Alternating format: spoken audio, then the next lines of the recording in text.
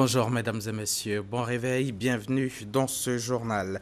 Le Premier ministre Daniel Cablan-Duncan est de retour à Abidjan depuis hier soir.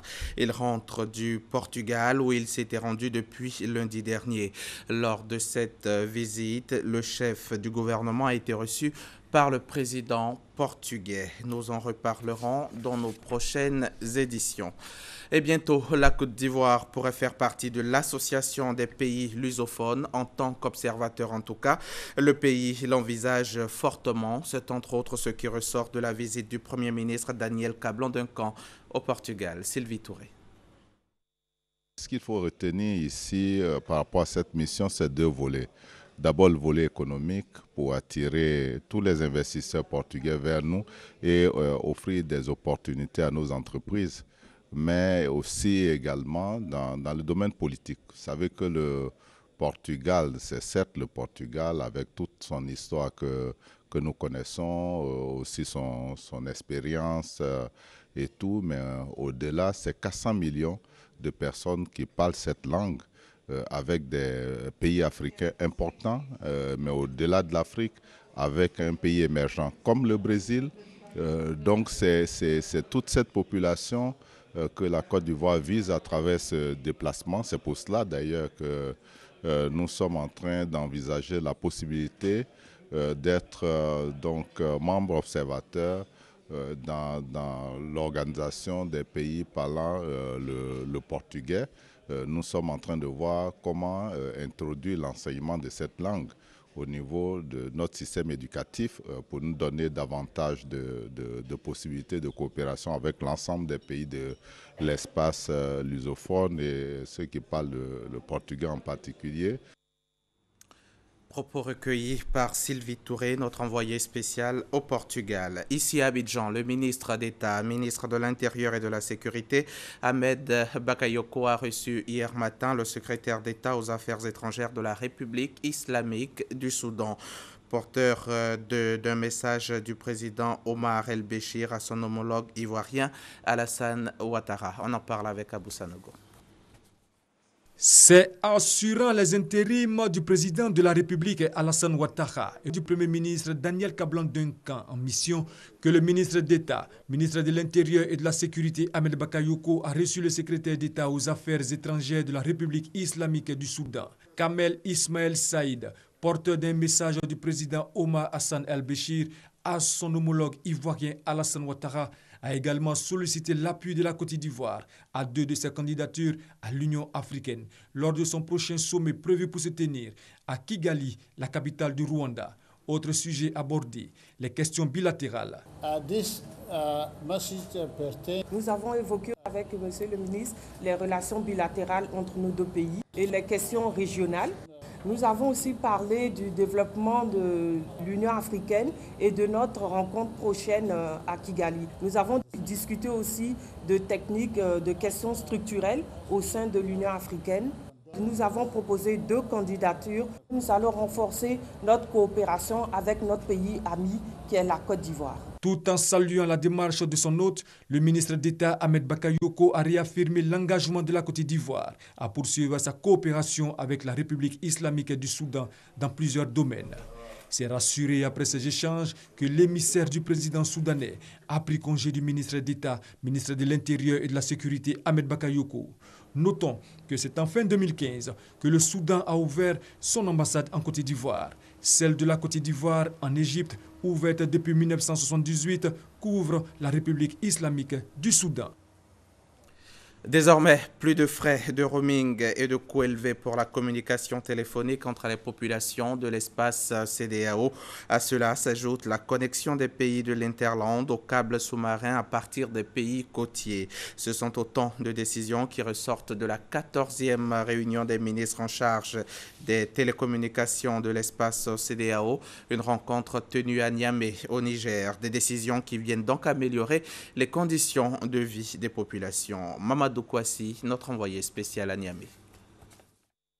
Les TIC, technologies de l'information et de la communication, constituent le moteur du développement économique et social des États de l'Afrique de l'Ouest, car prenant en compte plusieurs secteurs d'activité.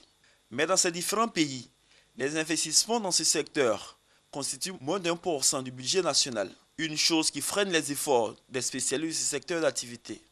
À la 14e réunion des ministres en charge des télécommunications de l'espace CEDEAO, la question était au centre des débats. Et nous avons donc suggéré à ce niveau qu'un certain pourcentage du budget de chacun des États, nous verrons à quel niveau le fixer, puisque des études seront faites, pousser nos États à investir davantage dans les TIC en prenant pleinement en compte l'opportunité que cela représente et surtout les bienfaits. À cela se sont ajoutées d'autres décisions pouvant contribuer au développement de notre espace communautaire et surtout pour le bien-être des populations.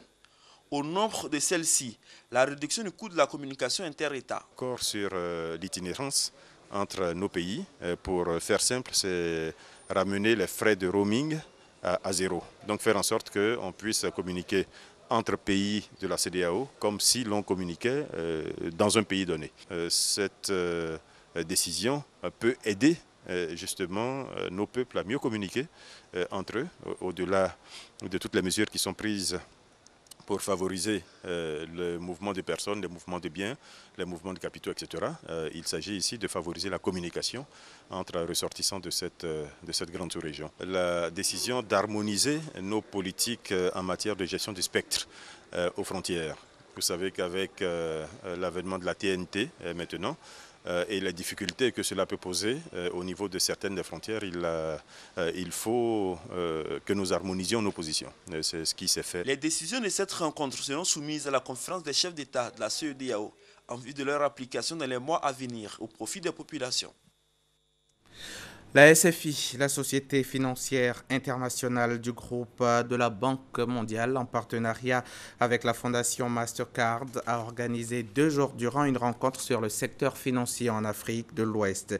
L'objectif est de promouvoir la microfinance et les services financiers numériques et développer ainsi l'inclusion financière. Cette rencontre s'est déroulée ici même à Abidjan. Le reportage est signé Chantal et Ouman Akandon. Cette rencontre sur l'accès aux services financiers numériques vise le développement de l'inclusion financière en Afrique de l'Ouest. Une étude sur les opportunités de services financiers numériques dans la chaîne de valeur du cacao en Côte d'Ivoire a été publiée à cette occasion. L'étude a analysé le comportement financier des petits agriculteurs dans le secteur du cacao ivoirien. Il ressort que peu de ces paysans ont accès à des services bancaires traditionnels. Ces personnes préfèrent utiliser les services d'argent mobile. L'objectif de cette rencontre est donc d'inverser l'ordre des choses afin de faire bénéficier à un plus grand nombre de ces personnes l'accès aux services financiers. Notre intérêt par rapport au monde rural, c'est vraiment parce que ça reste le milieu qui a besoin de plus d'attention en termes de développement, en termes d'inclusion financière. Déjà avoir accès aux services financiers et avec le temps avoir accès au crédit financier. Il s'agit ici de trouver avec les acteurs du marché les produits adéquats qui répondent aux attentes des populations. IFC a été choisi comme partenaire pour mettre en place un programme au niveau national, et ce depuis 2013, pour répondre aux besoins du marché et pour concourir au développement de l'inclusion financière. Créé en 2012, le partenariat Société financière internationale SFI et Fondation Mastercard a déjà permis à 2 700 000 personnes de bénéficier d'un accès aux services financiers. Et ce partenariat compte doubler ce chiffre d'ici 2018. 160 fonctionnaires et agents de l'État retournent à l'école. Ils vont bénéficier d'un renforcement de capacité dans l'utilisation de l'outil informatique. C'est une initiative de la SNDI, la Société nationale de développement informatique. On en parle avec Thérèse Tapeyoboué. Au total, 8000 fonctionnaires et agents de l'État de Côte d'Ivoire ont été formés à Abidjan, Yamoussoukro, Bouaké et Korogo par la SNDI.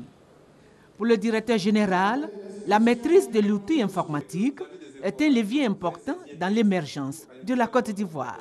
La formation des agents de l'administration à l'usage de l'outil informatique est une impérieuse nécessité pour le développement de la Côte d'Ivoire dans tous ses aspects. L'outil informatique, en effet, constitue aujourd'hui, il est quasi impossible d'imaginer une administration sans cet instrument. Des modules tels Word, Excel, PowerPoint et l'initiation à l'informatique sont enseignés aux apprenants. La SNDI saisit ainsi la nécessité de vulgariser l'usage adéquat des outils informatiques dans la conduite des activités de tous les secteurs de l'administration en Côte d'Ivoire. Commentaire signé Thérèse Tapé Yoboué. Avant de terminer ce journal, sachez qu'à Mogadiscio, en Somalie, un hôtel a été la cible d'une attaque.